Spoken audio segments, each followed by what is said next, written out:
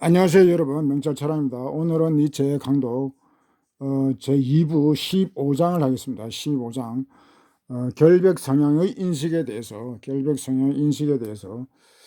여기서 인식이라고 했지만은 여기서는 학문, 일반적인 그런 인식의 의미가 아니고 학문이라는 그런 뜻입니다. 학문, 결백 성향에 또 다른 말로 이제 순수 인식 이렇게 얘기할 수 있는데, 자세한 것은 본문에서 보겠습니다. 학문에 대한 어떤 니체의 비판, 학자에 대한 비판, 그런 거 담고 있습니다. 어제 달이 떠올랐을 때 나는 달에 태양을 낳으려는 것이 아닌가 하고 생각했다. 커다란 배를 불룩하게 한 채 달의 지평선 위에 걸쳐 있었던 것 같다.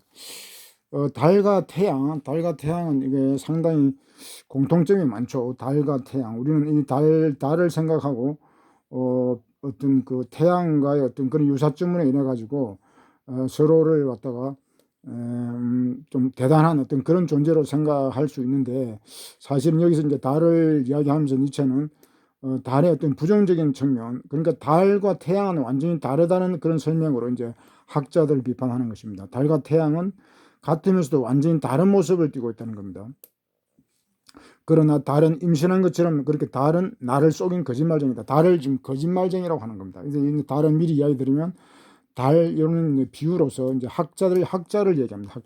학자는 거짓말쟁이다. 임신한 것처럼. 그러니까 여기서 임신은 어떤 생산, 창조 그런 것을 의미합니다. 달은 창조할 것처럼 그렇게 보였지만은 사실은 그런 게 아니었다는 거죠. 그러니까 인간의 착각이죠. 달이 거짓말을 할 수는 없는 것이고 인간이 그렇게 이제 착각을 한다는 것입니다.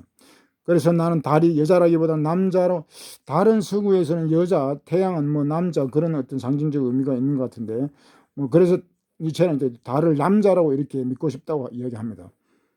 물론 달은 밤에만 돌아다니는 이 겁쟁이는 남자답지가 못하다. 그러나 남자도 아니라는 거죠. 밤에만 돌아다니는 겁쟁이기 때문에 낮에는 당당히 걷지를 못하고 밤에만 돌아다니니까 이제 겁쟁이기 때문에 또 남자도 아니라는 거죠.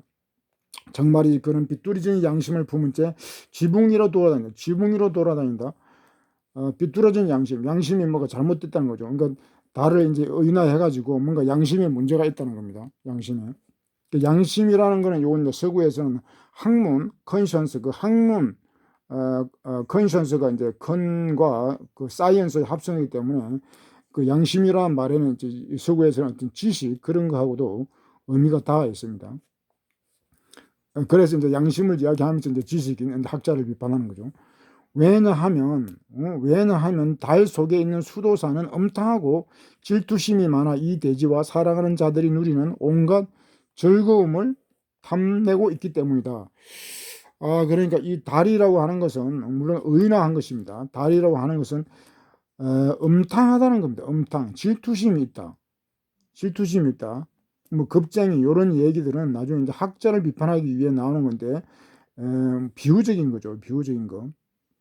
그러니까 수도사도 또 이제 달과의 속성이 비슷한 수도사를 이제 또 끌고 나와가지고 또 이야기하는데, 이 음탕한 이유 이런 건 이제 나중에 이제 나오겠죠. 음탕하다, 질투심이 많다, 이런 건 이제 달의 속성이라는 것입니다. 달을 이제 여자에 또 비유하다 보면 또 이런 얘기도 나옵니다. 근데 사실 이 음탕하다, 질투심 이런 거는 인간의 그 인지 상정이라고 할 수 있습니다. 누구나 이런 시기심이라든가 그 그런 욕정 그런 건 다 가지고 있는 거죠. 그 정도의 문제가 있고, 근데 이제 수도사이기 때문에 달도 마찬가지로 수도사 같은 이런 존재들이 음탕하다 그러면 문제가 되겠죠. 그 음탕이 뭐 지나치다든가 그렇게 되면, 그렇다, 나는 그가 싫다. 지붕길을 돌아다니는 이 수고양이가 싫다. 수코양이도 이제 또 나옵니다. 수코양이 요 앞에서 아까 지붕 위를 뭐 걸어 다닌다고 했더니 그 달하고도 이제 비슷한 취향이죠. 반쯤 닫힌 창가를 몰래 기어다니는 자들은 누구든 역겹다. 반쯤 닫힌 창가를 몰래 기어다닌다. 경건하게 말없이 그는 별들이 흩뿌러지는 양탄자 위를 돌아다닌다. 그러나 나는 찰까 그러는 박자소리 내지 않으면서 소리 죽여 걸어다니는 자의 발이 싫다. 소리 없이 걸어다닌다. 이건 뭔가 좀 이상하죠. 뭔가 좀 꾸린 데가 있거나 뭐 그런 경우가 이제 소리 없이 이제 가는 거죠. 여기 지금 고양이 뒤에 나오는데 고양이처럼 그렇게 가는 겁니다. 경건하게 말없이. 정직한 사람이라면 그럴 때 소리가 난다. 소리가 난다. 정직한 사람이면 그럴 때 소리가 난다. 그 정직이라는 이 이야기가 나오는데 니체는 니체 철학을 이해하려면은 니체의 초인이라는 것을 항상 생각해야 됩니다. 초인 철학, 초인 윤리, 초인 도덕. 그러니까 정직이라고 얘기했지만 이거는 일반적인 어떤 그런 도덕상에서의 정직, 그런 덕을 얘기하는 게 아니고 초인으로서의 정직함입니다. 그러니까 초인이 되기 위해서는 가장 그 정직에서 가장 중요한 것은 어떤 무신론입니다. 무신론, 신에 대한 부정, 이런 무신론을 전제하지 않는 그 정직함은 그 사상 누각 같은 게 되는 거죠. 그러니까 도덕이라는 것은 반드시 무신론을 전제하거나 그걸 가정해야만이 그 올바른 도덕이 나오는 겁니다. 그러니까 정직하지 못하다는 것은 이렇게 무신론을 모르는 그런 이제 경우를 이야기하는 겁니다. 소리가 난다. 정직한 사람은 당당하게 그러니까 소리가 나죠. 정직하지 못한 사람은 살금살금 걸어서 지나가니까 이제 소리가 안 나는 거죠. 고양이 나오죠. 고양이는 땅 위를 살금살금 걸어서 지나간다. 보라, 달이 고양이처럼 다가온다. 정직하지 못한다. 그러니까 달과 고양이는 이제 같은 이미지입니다. 밤에만 나오고 밤에만 돌아다니고 살금살금 이렇게 하고 정직하지 못하다는 겁니다. 정직하지 못하다. 뭐 떳떳하지 못하다 그렇게 되겠죠. 이 비유는 이렇게 고양이, 뭐 수코양이, 수도사, 뭐 이런 비유는 위선자들을 겨냥했다. 위선자들을 이야기하기 위함이다. 그 위선자가 누군지 하면 순수 인식을 하는 자들. 아까 이 제목으로 결벽 성향이라고 했는데 그 결벽 성향은 또 다른 말로 순수 인식을 하는 자들. 그들을 나는 음탕한 자들로 부른다. 그러니까 이 학자들을, 물론 모든 학자는 아닙니다. 순수 인식을 추구하는 학자들. 이 학자들이 음탕하다는 겁니다. 위선자라는 겁니다. 이런 비판이 좀 과할 수도 있겠으나 이 모든 학자를 이야기하는 건 아니니까 좀 이해해야 되겠죠. 순수한 인식. 그러니까 순수라는 말도 좋은 말이고 인식도 좋은 말인데 순수 인식이 되면 여기서 부정적인 의미가 되는 겁니다. 니체는 순수라는 말을 강조를 많이 해줘. 아이의 그 특성으로 순진무구, 순수성 뭐 이런 것을 덕으로 들고 그러는데 여기서 이제 순수는 또 다른 의미, 좀 이제 부정적인 의미로 이제 사용하는 겁니다. 하여튼 학자들이 음탕하다는 거, 학자들은 위선적이라는 거. 그래서 이제 달, 수도사, 고양이 이런 것을 비유를 들었다는 겁니다. 그대들도 대지의 지상의 것을 사랑한다는 사실을 나는 잘 알고 있다. 그러나 그대들의 사랑에는 수치심과 삐뚤어진 양심이 있다. 그대들은 달과 닮았다. 달과 닮아서 수치심과 삐뚤어진 양심이 있다는 겁니다. 그럼 수치심은 또 왜 있는가? 수치심은 뒤에 계속 나옵니다. 수치심과 삐뚤어진 양심. 아까 달도 삐뚤어진 양심이라고 했죠. 그런 것들이 이제 달과 닮았다는 겁니다. 지상의 것을 사랑한다는 사실을 알고 있으면서도 이제 딴짓을 하는 거죠. 지상의 것을 경멸하라고 사람들이 그대들의 정신을 설득하였다. 그러나 그대들의 뱃속까지 설득하지는 못하였다. 사실 이 뱃속이 그대들에게 있어서 가장 강력한 것이 아닌가. 여기서 이제 뱃속이라는 얘기는 어떤 욕망, 인간의 본능, 뭐 그런 게 되겠죠. 타고나는 그런 본능이 있는데 이런 학자들도 이런 본능을 숨기고 뭐 순수 인식 이렇게 했지만은 그것을 다 그렇게 극복하지는 못한다는 겁니다. 뱃속이 그대들에게 뱃속이 그 본능, 욕망이 그대들에서 가장 강력한, 그러니까 이 뱃속의 욕망 이런 것들이 학자들을 지배한다는 거죠. 그 학자들은 뭐 금욕, 뭐 순수 인식, 학문만을 위해서 이렇게 이야기하면서 본능을 억제하면서 금욕적으로 뭐 이렇게 연구 활동을 한다라고 이렇게 이야기를 하는데 그런 것들이 사실은 그렇지 않다는 겁니다. 그리하여 이제 그대들의 정신은 그대들의 뱃속의 뜻에 따르는 것을 부끄러워하고 자신에 대한 수치심 때문에 샛길과 허위의 길을 걷는다. 이제 나오죠. 수치심. 그 수치심을 가지는 이유, 아까 수치심 나왔죠. 수치심을 가지는 이유는 그는 욕망에서 어떤 초연한다 그렇게 했지만 학자들도 그 욕망에서 벗어나지 못한다는 겁니다. 그래서 이제 수치심을 가지고 딴짓을 한다는 거죠. 샛길로 빠진다, 딴짓을 한다 이 말이죠. 그대들의 기만당한 정신은 자신에게 이렇게 말한다. 나에게 있어서 최고의 것은 삶을 욕망 없이 그렇다고 개처럼 혀를 늘어뜨지도 않고서 관조하는 것이다. 이제 나오죠. 이게 그 학자들이 최고로 치는 것은 뭐냐? 삶을 욕망 없이 관조하는 거는 욕망 없이 관조. 이게 바로 순수 인식하는 거죠. 순수 인식, 순수 인식을 하는 거. 순수하게 학문만 한다라고 하는 거. 그거는 욕망 없이 한다는 겁니다. 말로는 그러니까 학자들이 욕망 없이, 주관 없이, 뭐 주체 없이, 오로지 이제 객관적으로, 그렇게 객관적으로 욕망 없이 그렇게 관조한다. 관조, 뭐 관찰, 관조라는 말은 뭐 좋은 의미도 되고, 여기서는 이제 욕망 없이라는 수식어와 함께 이제 부정적이죠. 그러니까 관조만 한다 이 말이에요. 욕망 없이 그냥 자기가 없는, 주체가 없는, 자아가 없는 상태에서의 어떤 관조, 대상에 완전히 몰입한다는 것이 이게 이제 문제가 되는 겁니다. 여기서는 자기 학자들은 그것을 최고 욕망 없는 관조를 최고의 어떤 그런 것으로 친다고 하지만은 이게 큰 문제라는 것이 이제 니체의 지적입니다.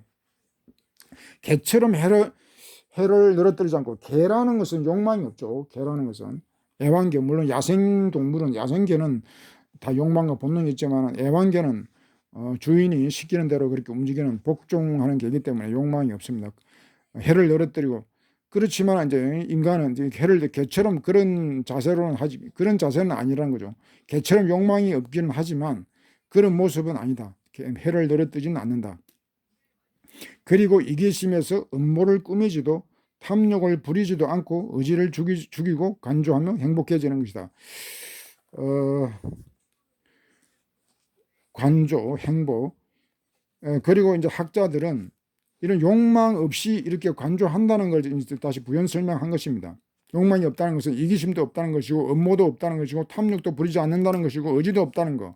이런 것이 이제 이런 관조를 이야기하는 건데, 이게 이기심, 음모 다 이게 좀 나쁜 말처럼 들리지만 니체 철학에서는 이런 것을 꼭 그렇게 나쁜 말로만 보지 않는 겁니다. 이기심이라는 것은 이건 자해심 정도로 볼 수도 있고, 술수라는 것은 어떤 전략 같은 의미, 또 탐욕은 어떤 그런 욕망, 어떤 욕정, 그런 본능하고도 관련이 되기 때문에 이걸 다 부정적으로는 볼 수 없습니다. 그런데 이제 이런 학자들은 이런 것들을 다 부정하고 오로지 간조만을 한다는 겁니다. 오로지 간조, 의지 없는 간조, 의지를 죽이는 간조, 욕망이 없는 관조, 자애심이 없는 관조, 이 관조를 갖다가 최고의 또 행복이라고 한다는 겁니다. 관조하며 행복해진다는 말보다 이런 관조가 곧 행복이라는 거죠. 행복의 모든 최대치라는 겁니다. 이런 주장은 이제 아리스토텔레스가 했죠. 관조하는 것이 최고의 행복이다. 관조하는 삶을 살라. 그 이제 그런 아리스토텔레스의 그런 전통으로 오랫동안 서구에서는 이런 관조의 어떤 학문, 관조하는 삶, 그런 것을 중시를 했는데, 니체가 볼 때는 그것은 잘못됐다는 겁니다. 이런 관조, 이런 것은 행복도 아니라는 것이고, 이렇게 해서는 학문 탐구도 제대로 되지 않는다는 겁니다. 온몸은 차갑고 잿빛이다. 온몸도 또 차갑고 잿빛이고, 도치한 달의 눈빛을 하고서, 도치한 달의 눈빛, 달처럼 취한 눈빛, 뭐 그런 도치라는 말은 좋은 의미도 되는데, 달의 그 어떤 취한 모습, 그런 몸짓을 하고서 이제 그렇다는 겁니다. 간조를 한다는 거죠. 도치한 눈빛으로. 유혹 당한 자는 자신을 이렇게 유혹한다. 그 유혹 당한 자는 이제 학자들이죠. 학자들이 또 자신을 또 유혹하기를, 나에게 있어서 가장 사랑한 것은, 아까는 가장 최고라고, 최고의 가치를 이제 관조라고 했는데, 이제는 또 가장 사랑스러운 것은 달이 대지를 사랑하듯이 대지를 사랑하고 오직 눈만을 가지고서 대지의 아름다움을 덧없는 것이다. 가장 사랑스러운 것이, 그냥 사랑한다는 것, 그 가장 위대한 사랑이라고 하는 것이 달처럼 그렇게 눈만 가지고 이렇게 사랑한다는 것, 그것이 곧 또 아름다움이기도 하다고 이렇게 이제 넘어가는 거죠. 달처럼 그렇게 하는 사랑이, 그건 달이 어떻게 사랑을 하길래, 달도 사람들이 봤을 때는 뭐 태양이나 크게 다를 바가 없어 보이지만은, 사실은 큰 차이가 뭐냐면은 달은 생산력이 없다는 겁니다. 빛을 반사밖에 할 줄 모르죠. 그래서 이제 눈만 있다 이렇게 얘기해요. 눈만 가지고 그렇게 사랑을 하는 건 그런 사랑이 아니죠. 오감으로 하는 것도 아니고 오로지 눈만 가지고 뭐 체험도 아니고, 이런 거는 가짜 사랑인데, 근데 학자들은 이런 것을 진짜 사랑이라고 생각하고 또 아름다움을 여긴다는 거예요. 아름다움을 덧없는 것이다. 아름다움으로도 여긴다는 겁니다. 그리고 내가 사물들 앞에 100개의 눈을 가진 거울처럼 누워 있을 뿐 사물들로부터 다른 아무것도 바라지 않는 것, 것을 나는 만물에 대한 결백한 인식으로 본다. 그러니까 마찬가지로 달처럼 비추기만 하고, 달처럼 어떤 빛을 반사해서 비추기만 하고, 사물들 앞에 100개의 눈을 가진 어떤 거울처럼, 그러니까 달이나 거울이나 똑같은 거죠. 거울도 빛을 반사만 하지 자체적으로 발광하는 건 아니거든. 빛을 발하는 건 아니죠. 발광. 그러니까 학문하는 사람들도 자기 그 빛을 내지 못하고, 그러니까 창조를 하지 못하고, 입력된 대로만 그대로만 출력하는 겁니다. 다른 아무것도 바라지 않는 만물에 대한 결백한 의식이다. 누구있을 뿐. 그러니까 입력한 대로만 이렇게 출력하거나 그냥 100개의 눈을 가지고 바라만 보고 반사만 하고 이런 것을 갖다가 학문이라고 하면서 이것을 결백한 인식이라고, 결백한 학문이라고 부르는, 결백이란 말도 이제 순수란 말하고 비슷한 겁니다. 순수한 학문. 그 좀 이상하게 들릴지 모르지만은 이 현실이, 학문하는 현실이 이런 게 많습니다. 이 사실 달처럼 이렇게 반사만 하지 어떤 창조, 생산하지 못하는 이런 학문, 그게 지금 오늘날도 우리 사회의 현실이 아닌가. 그 갈수록 더 심해진다는 그런 느낌도 들긴 합니다. 그대 예민한 위선자들이요, 엄탕한 자들이요, 그대들의 욕망에는 순진무감이 없다. 그 때문에 그대들은 욕망을 비방하는 것이다. 그러니까 학자들이 순진무구하다고 그랬고 순수하다고 했고, 자신들은 그렇게 자처를 했지만 니체가 볼 때는 그런 순수함이라고는 없다는 겁니다. 학자들에게. 그래서 위선자고 엄탕한 자인데, 그 때문에 학자들은 또 이제 욕망을 비방한다는 거죠. 자신들이 어떤 탐욕이 있기 때문에 욕망을 추구하는 사람들을 비방하는 거죠. 그러니까 이건 뭐냐면, 악을 비방하는 사람들은 사실 악인이 많습니다. 악을 비방하는 사람들은 선인이 그렇게 하는 게 아니고 자신이 악하기 때문에 악을 비방하는 경우입니다. 이 지금 학자들이 욕망을 비방하는 것도 학자들 자신이 탐욕이 많기 때문입니다. 그토록 아닌 것처럼, 그런 순수한 것처럼, 고상한 것처럼 그렇게 하지만 사실 내심 그렇지 않다는 겁니다. 순진무구함이 없다는, 순수함이 없다는 거죠. 여기서 지금 이 순수한 이 말을 부정적으로 긍정적으로 두 가지로 다 쓰고 있기 때문에 좀 혼동이 올 수 있습니다.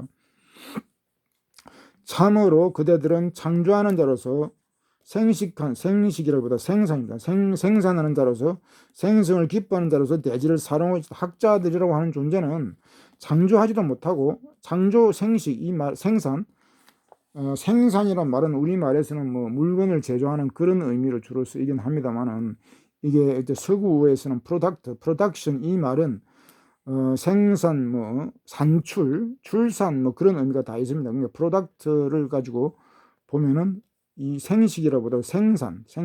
그 요즘에도 우리나라에서 이제 이 생산이란 말을 많이 쓰더라고요. 그 전에는 이제 문서를 작성한다 그랬는데 요즘에는 문서를 생산한다, 뭐 그런 말도 쓰고, 그 뭐 라디오 그 프로 있죠. 뭐 뉴스 공장, 뭐 이런 말 쓰잖아요. 뉴스 공장.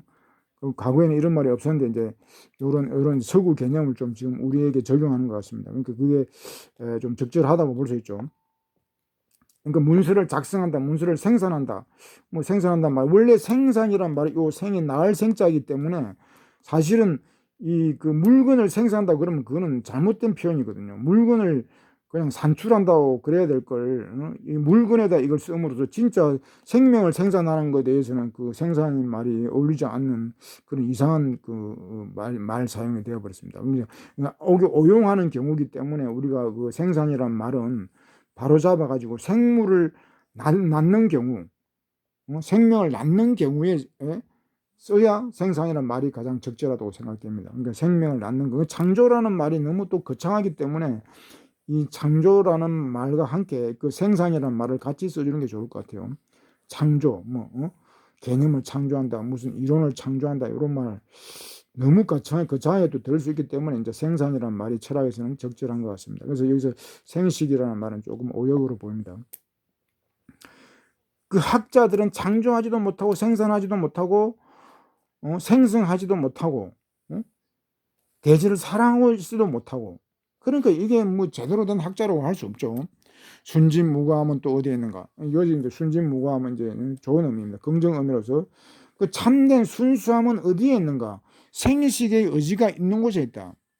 생산할 수 하는 곳에 있다. 자기 자신을 넘어서 창조하고자 하는 자는 내가 보기에 가장 순수한 의지를 가진 자다.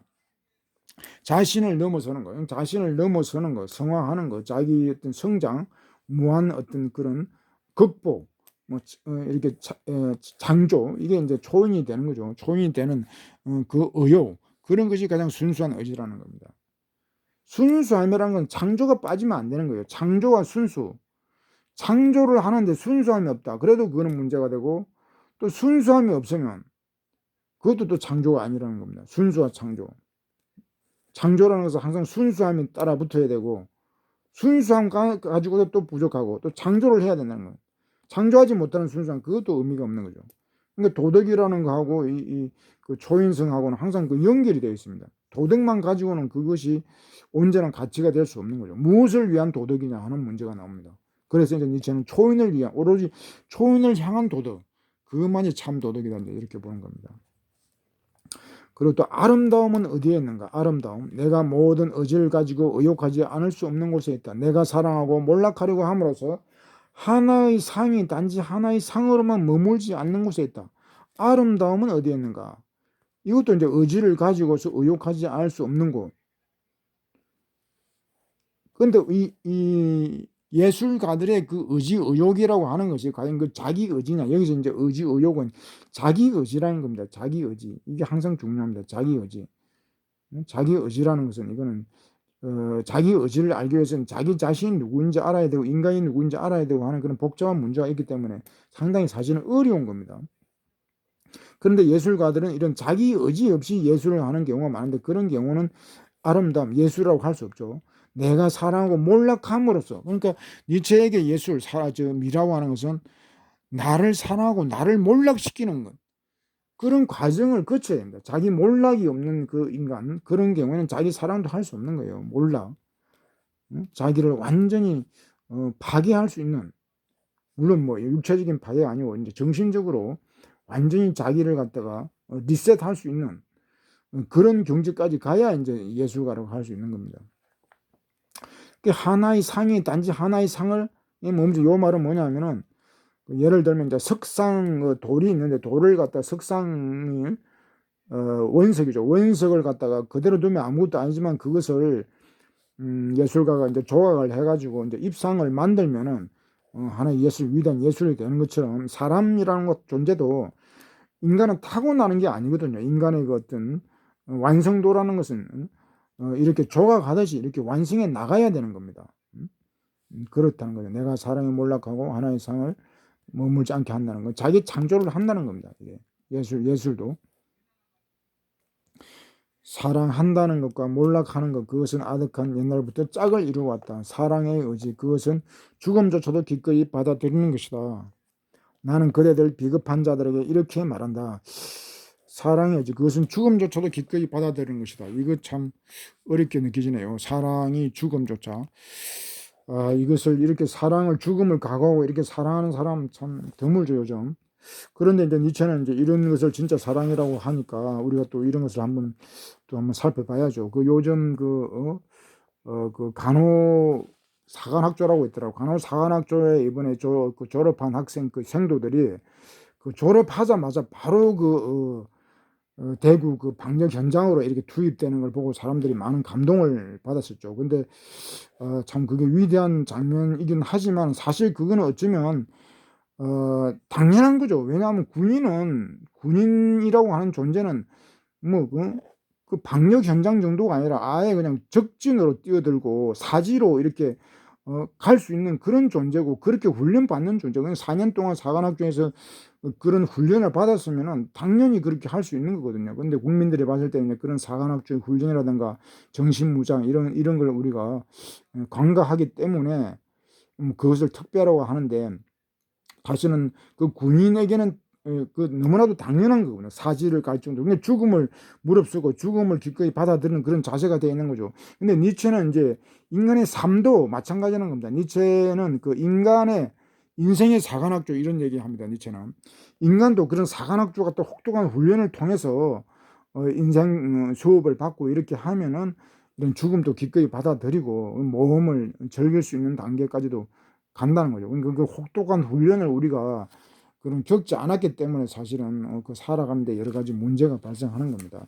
그 생도 하나, 간혹 그 사관 하나를 양성하는데도 4년이라는 그 기간 동안 혹독한 훈련을 시키는데, 인생으로 완벽하게 살기 위해서 그런 훈련 과정이, 인생의 어떤 훈련 과정, 인생 학교, 그런 것을 거치지 않았다는 것은 대단히 인간에게 또는 개인에게도 불행한 일이 아닐 수 없습니다. 니체는 이제 그런 것까지 염두에 둔 것 같아요. 죽음조차 기꺼이 받을 수 있는 것, 기꺼이 수용할 수 있는 것, 그것이 이제 사랑이라는 겁니다.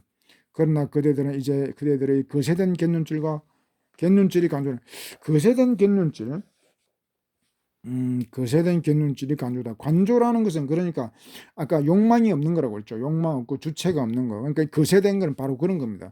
욕망이 없고 주체가 없는 거. 거세라는 거는 뭐 어떤 그런 성적인 그런 것만 아니고 어떤 힘이 제거된 상태, 그런 걸로 의미하죠. 불리기를 바란다. 그리고 비겁한 눈길로 자신을 덧없는 것을 아름다운, 여기서 자신을 덧없는 것, 자신을 위하는 것을, 자신을 위무하고 덧없는 위무하는 것을 아름답든, 이걸 예술이라고 불러야 한다고 말한다. 그러니까 예술이 이기적인 자신을 위하는 그런 것은 아니죠. 근데 학자들은 이제 그렇게 본다는 겁니다. 고귀한 이름을 더럽히는 자들, 학자들을 이 고귀한 이름을 더럽히는 자들, 이렇게 매도를 하고 있습니다.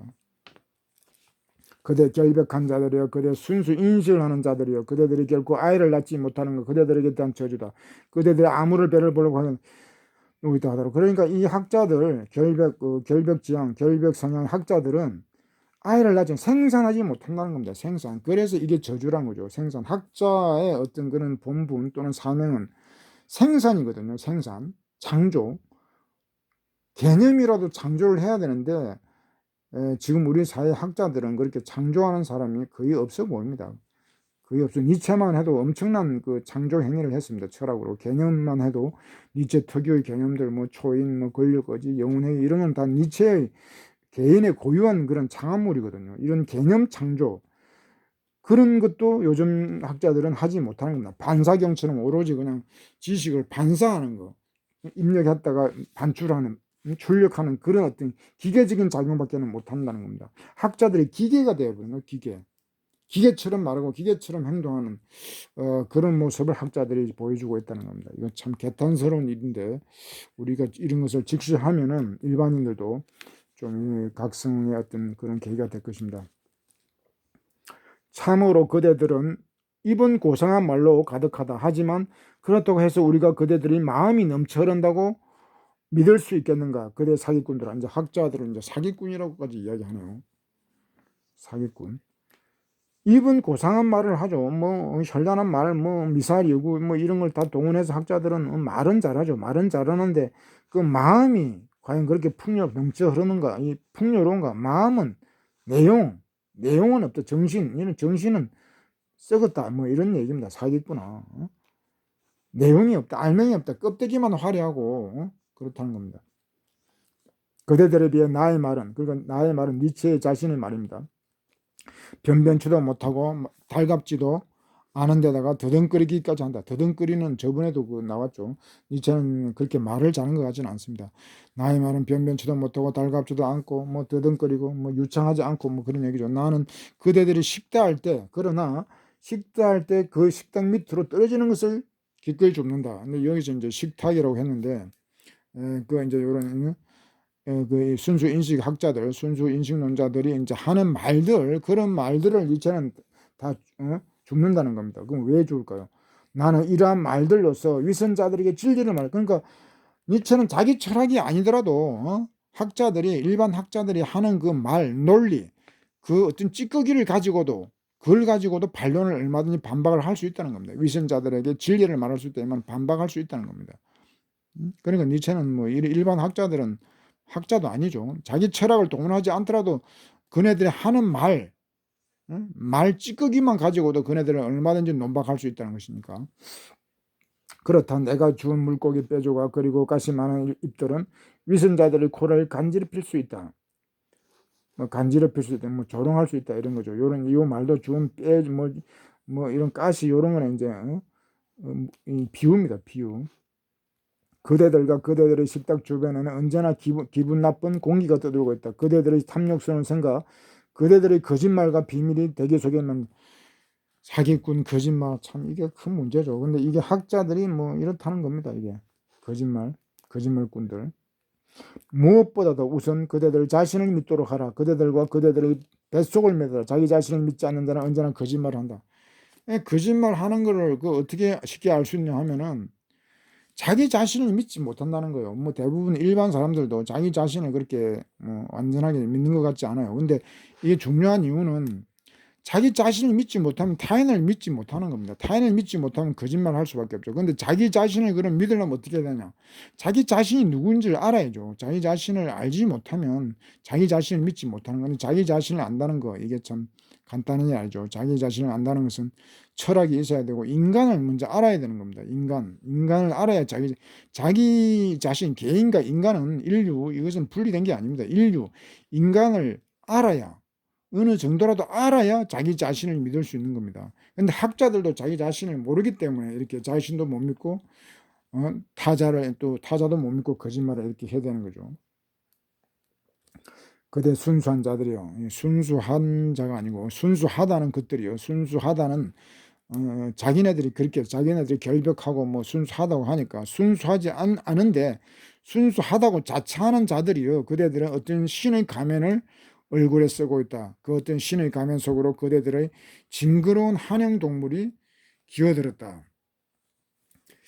신이라는 말이 나왔는데 이 학자들이 이미 신의 경지에서 이제 놀아나는 그런 일이 벌어졌습니다. 신이라고 하는 것이 부정된 것이 한 17세기 계몽주의 등장한 게 이제 본격화 되는데, 뭐 신은 죽었다는 말은 니체가 뭐 한 건 사실이지만 니체 이전에도 이미 신을 부정하는 그런 사상적 조류가 있었습니다. 그게 이제 계몽주의인데, 계몽주의에서 인간의 이성, 신을 얼물리치고 인간의 이성을 갖다가 부각하면서 거의 이성이 18세기, 19세기 되면은 신의 경지에 다다릅니다. 아주 놀라운 일이죠. 그래서 이제 신의 가면 속에 그대들의 징그러운 한행동물이, 그래서 이제 요 징그러운이라고 나와 있는데 다른 책에는 이게 소름 끼친다 그런 의미입니다. 이게 신이 돼버렸기 때문에 그 인간의 모습은 소름 끼치는 그런 끔찍하죠. 한행동물, 징그럽다기보다도 소름 끼치는 그런 동물이 인간에게 들어있다는 겁니다. 인간이 학자들이 이제 신이 되면서 학문 세계가 어떤 신의 영역을 침범함으로써 이제 이런 현상이 벌어지는 환영 동물이 보인다는 겁니다.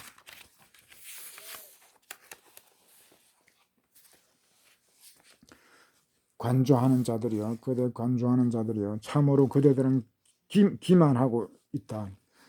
자라투스라도 한때는 그대들의 거룩한 피부에 해독된 멍청이였다. 그 피부 안에 둥그렇게 몸을 사리고 있는 뱀을 알아차리지 못했던 것이다. 자라투스라, 니체도 시간이 없네요. 좀 건너뛰겠습니다. 저기를 보라. 정체가 밝혀진 달은 저기 창백한 얼굴로 서있다. 아침 노을 앞에서 벌써 그가 저 활발 타오르는 자가 왔기 때문이다. 대지를 향한 태양의